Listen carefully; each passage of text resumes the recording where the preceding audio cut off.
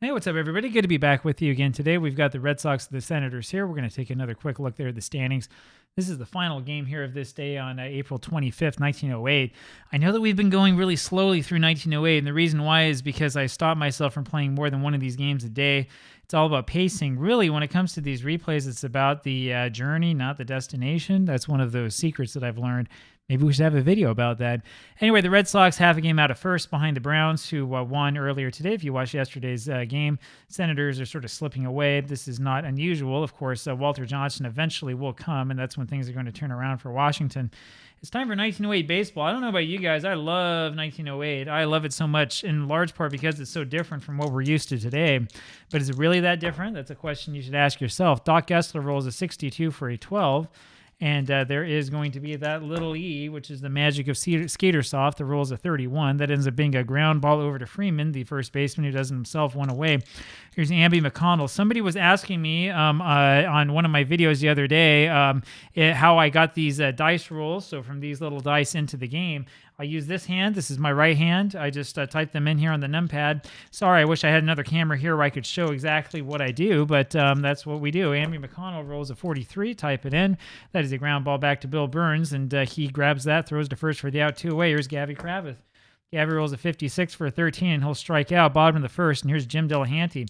Go pretty fast, and you get used to it after a while. I've played a lot of games like this. I could use this computer roll dice option, but it's more fun to have the dice in your hand.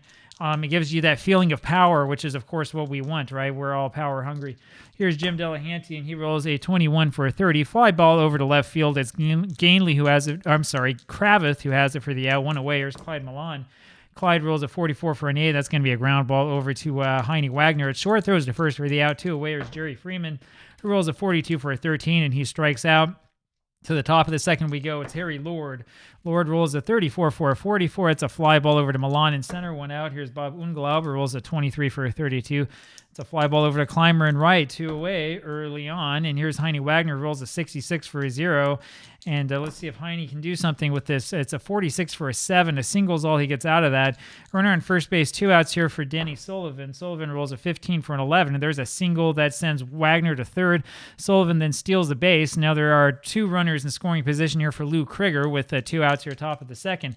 But since this is 1908, I don't think they're going to score. Let's see what happens. Place your bets. Here's the roll. It's a 52 for a 27. That's a ground ball over to Shipka, the third baseman, who makes the play, throws to first for the out. We go to the bottom of the second. Welcome to 1908, ladies and gentlemen. Bob Gainley rolls a 51 for a 9. That's a pop foul over to Lord, the third baseman, for the out. Harry makes the catch, 1 away. Otis Clymer now rolls a 13 for a 14, and he walks. That'll bring up Bill Shipka, and we're going to have Bill bunt. His roll is a 21 for a 30. That's a great roll to bunt on because that ends up being a bunt over to Lord at third base, who throws over to McConnell, covering a first for the out. But now Otis Clymer is in scoring position. We could talk a lot about bunts and if it's worth it or not. I would argue that you are not qualified to talk about whether sacrifice bunts are useful or not until you've played a replay with a season like 1908 and you've seen for yourself how bunting can be useful. It is useful in these situations, but unless you've seen a situation or a replay in which the on-base percentage for the league is like 260 or whatever it is, you don't know it. Here is McBride, and he rolls a 32 for a 26, and that's a ground ball over to the second baseman, McConnell. Makes the play, goes to first for the third out. We go to the top of the third. Here's Fred Burchell. He rolls a 22 for a 7. There's a single to right. Third hit of the game for the Red Sox, and that brings up Doc Gessler, running on first base. Burchell not particularly fast. Here is the next roll, which is a 51 for an 8. Bill Burns still has that B. That is a ground ball over to Shipka, the third baseman. Throws to first for the out. Burchell moves up to second. Now McConnell, and the Red Sox have 2 chances to score this run. McConnell rolls an 11 for a 0. Next roll is a 42 for a 6. That's going to be a double. This could be a home run. Let's see what happens here. And the first roll is a 15, and that second roll needs to be 46 or less. And it is exactly a 46, and that's a 2-run home run there for APBA McConnell. Makes this a 2-0 game. And here comes Gabby Kravitz. Wait a second, you say there are no home runs in 1908? Ha ha ha! You sweet summer child, how new you are. Gabby Kravitz rolls a 53 for a 17. That's changed to an 18. That's going to be an error there on the shortstop McBride, and Kravitz able to make it to first base despite McBride's 9 rating at short, which is pretty good. Harry Lord now, and the roll is a 63 for a 31. It's a fly ball over to Milan for the second out. And here's Bob Unglaub. Bob rolls a 45 for a 14, which will be a ball against Burns with the Z. And the next roll is a 51 for an 8. That's a ground ball over to Shipka, who makes the play, throws to first for the out. We go to the bottom of the third. And here's Gabby Street. Gabby rolls an 11 for a 0. His next roll is a 42 for a 5, which is a double. And that'll bring up Bill Burns, runner on second base with nobody out. He's bunting, you know that. And the roll is a 33 for an 8. That would have been a base hit. Instead, that is a bunt over to Burchell, the pitcher, who throws over to McConnell at second base for the out. The infield comes in with Jim Delahanty up there. He's going to be swinging away. We're not going to try a squeeze play with Gabby Street, who's slow. And the roll is a 25 for an A, which is a single over second base, and that scores the runner. It's a 2-1 ball game. And here's Clyde Milan. Did I ever tell you that I love 1908? Now you see why. Milan rolls a 53 for a 15, and that's a hit by pitch. Milan takes his base, and here comes Jerry Freeman. Runners on first and second. Only one out here, bottom of the third inning, rather. The roll is a 34 for a 44. It's a quiet fly ball over to Sullivan in center field, 2 away, and here's Bob Gainley. Bob rolls a 62 for a 12, and that's going to be a walk because of that W by Burchell, and that loads up the bases. Otis Clymer now. Otis rolls a 33 for a 7, and that's a single over second base. That's going to score 2 and gives the Senators an early 3-2 lead here in the bottom of the third. Fred Burchell starting to fall apart, and here's Bill Shipka, and he rolls a 66, and man, these Senators will really pile it on. The next roll is a 63, and that's going to be a 7. That will score 1 and send Clymer over to third base. It is 4-2, and here comes George McBride. All of this with 2 outs here in the bottom of the fourth inning. And McBride finally rolls a 32 for a 26, which is a ground ball over to the second baseman. Let's see here. There's going to be McConnell, who flips over to Heine Wagner for the out. We go to the top of the fourth inning. This is not what the Red Sox had in mind. I was talking at the beginning about them maybe catching up with the Browns and being tied for first place. Instead, they're down 4-2 here early on. Heine Wagner rolls a 55 for an 8. That's a ground ball over to the shortstop. It's McBride who makes the play and throws to first for the out, 1 down. And here is Denny Sullivan. He rolls a 63 for a 30. It's a little fly ball over to Gainley and left, 2 away for Lou Kruger. And he rolls a 51 for a 14. He'll take first base on the walk. Fred Burchell now, and Burchell, not much of a hitter for a pitcher even. He rolls a 51 for an 8, and that's a little ground ball over to Shipka third. Throws to first for the out. We go to the bottom of the fourth, and here's Gabby Street, who rolls a 26 for a 27. That is a ground ball over to Lord at third base. Throws to first for the out. 1 away. Fred Burchell now down to a D. We're going to keep him in the game, though, because we play the way that the manager would play. We don't play it according to the way that the game tells us. Bill Burns rolls a 66 for a 6, and there's a double. Of course, if Burchell keeps doing that, he's not going to last long no matter what. Jim Delahanty rolls a 22 for a 7, and that scores the runner. It's a 5-2 ball game, and Burchell, we're going to try to get him at least through 5. Here's Clyde Milan, and they've got to re-roll that one. And the roll is a 22 for an 8. There's a single to left center that moves Delahanty up to second, and here comes Jerry Freeman. Runners on first and second. Senators about to really blow this game away. He rolls a 51 for a 9, and that'll fill the bases for Bob Gainley. Bob Gainley, not exactly what you would think of as a cleanup hitter. Burchell might not last very long if he gives up another base hit. Only 1 out, and the Red Sox looking for the double play. And the roll is a 32 for a 26, and that is going to be a ground ball over to second base. McConnell flips to Wagner, but they only get the 1, and that will score a run. 6-2 now the ball game with Otis Clymer up, runners in the corners. And Clymer rolls a 43 for a 29. There's that comebacker that Burchell was looking for. Throws to first for the out. We go to the top of the fifth inning. It's a 6-2 ball game, and here comes Doc Gessler. The Red Sox could come back. It's not a bad team, and Gessler shows us by rolling a 15 for an 11. That's a single, and then he steals second. You might wonder how he can do that with that S. Well, that's an 11. That's what it does. He can steal bases. He just might not be the best base runner in the world, but that doesn't have much to do with your base stealing ability. Amby McConnell rolls a 63 for a 31. Fly ball up to Milan in center field. 1 away. Here's Gavy Kravitz, who rolls a 53 for a 17. That's changed to a 20.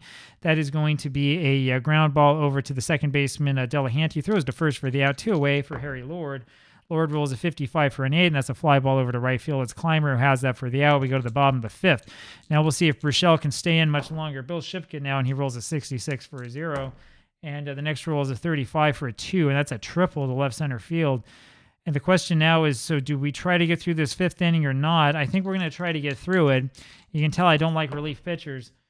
McBride rolls a 54 for a 45. There is a little E roll, and it's a 56 out of the range. That's a fly ball over to right field. And it is Gessler making the catch, and the runner scores. And it's a 7-2 ball game. Gabby Street now rolls a 21 for a 30. Fly ball to Kravitz and left, 2 away. And here's Bill Burns. Burns rolls a 62 for a 12. That's a ground ball over to first base. It's Unglaub who has it, and he makes the play to the bag himself. Top of the 6th, and here is Bob Unglaub, who rolls a 33 for a 7, and there's a single that'll bring up Heine Wagner. Normally I'd bunt. I'm not going to bunt now. Wagner rolls a 66 for a 0. The next rolls a 44 for a 2. So Wagner's triple will score the runner, and that brings up Denny Sullivan. The Red Sox have a way to get back into this game. Sullivan rolls a 54 for a 45. Little E roll is a 25, just missing that range, and there's a fly ball over to right field. Clymer makes the play, but the run scores, and it's a 7-4 game with one out here, top of the 6th. This brings up Lou Krieger, who rolls a 44 for an 8. That is a ground ball over to McBride, and he makes the play over to first for the out. And here comes Fred Burchell's spot. We're not going to let him bat for himself. We're going to bring in a pinch hitter, and I think that we just passed the guy. Yeah, we're going to put Frank Laporte in there as the pinch hitter. And we'll figure out in a second who's going to be the relief pitcher. Laporte rolls a 22 for a 7, and so it works. He gets the base hit to right field. That brings up Doc Gessler, runner on first, and 2 outs here, top of the 6th inning, down by 3. Gessler rolls a 14 for a 43. That's a fly ball over to center field. Milan has it for the out. And we have to remember to make the pitching change. So the game is a little bit finicky when it comes to pitching changes, because if you do it in the wrong order or do any other weird thing, there's always a chance that you're going to screw stuff up, and then your box score or whatever is going to be totally out of whack and all this other stuff. We're probably going to put in Tex Pruitt. In fact, we are going to put in Pruitt here. Now, I'll warn you that I did see in one of these newspapers that he was technically injured. I don't know if this is true or not. I haven't done the research I should on transactions from 1908. I am using these transactions originate from a user-created 1908 Diamond Mine season from many years ago. I probably should have taken the time to really dig through them, but there are so many, and there's so much work to do. Didn't have the time this time around. The replay has already started, so it's going to be a long time as we go through it. But the next time we have one of these card and dice sort of hand-propelled replays, you can bet I'm going to do real transaction research. Jim Delahanty here, bottom of the 6th inning, up 7-4. He rolls a 13 for a 14, and he will take his base on the walk. Not a great start by Pruitt, and here comes Clyde Milan. Milan rolls a 21 for a 30. It's a fly ball over to left field. Kravitz has it for the out, one away. Jerry Freeman rolls a 35 for a 37. That changes to a 41, and that's going to be a little ground ball over to the shortstop. Wagner flips over to McConnell, a second for the out, and Freeman ends up being the runner on first. Delahanty got injured on that play and is going to have to come out. Here's Bob Gainley, and Bob rolls a 53 for a 17. That's changed to an 18, and that's a ground ball over to Wagner, the shortstop, who throws over to first for the out. And we'll go to the top of the 7th inning, and Delahanty has to come out. Delahanty's going to come out of this game, and let's see if we have another good second baseman here to put in for him. And we could actually put in Eli Cates. You want to do that, or you want to go for Dave Altizer? I think let's put in Cates, because it sounds kind of interesting to me to put this guy in to play second base. So we're going to do it. You're seeing it now, first time live. The second baseman is the pitcher, Cates, and we see Amby McDonald wander up there, and he rolls a 46 for a 29. That's a comeback over to Bill Burns. Throws the first for the out, one away. Gavy Kravitz will roll a 16 for a 26, and there's a ball over to Cates for his first attempt, and he makes it well. 2 away. Here's Harry Lord. Lord rolls a 13 for a 39, changed to a 36. That'll be a ball. Next rolls a 63 for a 31. Little fly ball over to center field, and it's Milan who has that for the out. Go to the bottom of the 7th inning, and here is Otis Clymer. Clymer rolls a 35 for a 40, and that's changed to a 36. That'll be a ball. His next roll is a 24 for a 13, and there's a strikeout. 1 away. Here's Bill Shipka, who will roll a 14 for a 43. Fly ball over to Gainley on left, 2 away, and here's George McBride. McBride rolls a 56 for a 34, and we do have a little E to worry about. This is a 42 out of the range. That's going to be a little pop-up over to Heine Wagner. We go to the top of the 8th inning, and this will be Bob Unglaub. Bob rolls a 33 for a 7, and there's a single off of Bill Burns, and that brings up Heine Wagner. 1 runner on, only a 3-run lead here in the top of the 8th. Wagner rolls a 43 for a 29. That's a comeback over to Burns, who throws behind him over to McBride to get the lead runner. Wagner, now the runner on first base, will do some hit and run with Denny Sullivan up there, and he rolls an 11 for a 0. Next roll is a 52 for a 7, and that will send Wagner to third as Sullivan gets the base hit. And so there's runners at the corner with only 1 out here, top of the 8th, and here is Lou Krieger. Krieger is going to probably swing away. There's no point in bunting because Wagner's run doesn't really count. And the roll is a 62 for a 12, which is exactly the wrong thing to have. The little E rolls a 45, and so that's going to be a ground ball over to Freeman at first. Freeman throws over to McBride at short, back to first base for the double play, and we go to the bottom of the 8th inning, and so the Red Sox come up wanting. And here is Gabby Street for Washington. He rolls a 12 for a 24. It's a ground ball over to Wagner at short. Throws to first for the out, 1 away. Here is Bill Burns, who has not pitched all that well, but who's getting away with it. He rolls a 42 for a 13 and strikes out, 2 away. And this brings up Eli Cates, the pitcher / second baseman, who hits a little foul ball over to Unglaub, the first baseman. And we go to the top of the 9th inning. Pruitt's spot is up there. He's not hitting for himself, of course. We're going to put a pinch hitter in for him. It's going to be Jack Thoney. Jack Thoney comes in for the Red Sox, rolls a 65 for a 35. Here's that little E roll, and the roll's a 41 out of the range. It's going to be a little fallout over to Shipka, the third baseman, 1 away, and here's Doc Gessler. Gessler rolls a 26 for a 13, and it's a strikeout, 2 away, and here's Andy McConnell, the last hope. He rolls an 11 for a 0, and the next roll is a 34 for an 11, and that's a single and a stolen base. That'll bring up Gabby Kravitz, runner on second base, 2 outs, down by 3. And Gabby rolls a 14 for a 43. That's a fly ball over to center field. Milan has it for the out, and there you go. A little bit over 15 minutes there for you. 7-4 Senators with the win. I told you NP3 games go pretty quickly. This was exciting. I love this season. I love this game. I hope you enjoyed it. Talk to you later. Bye.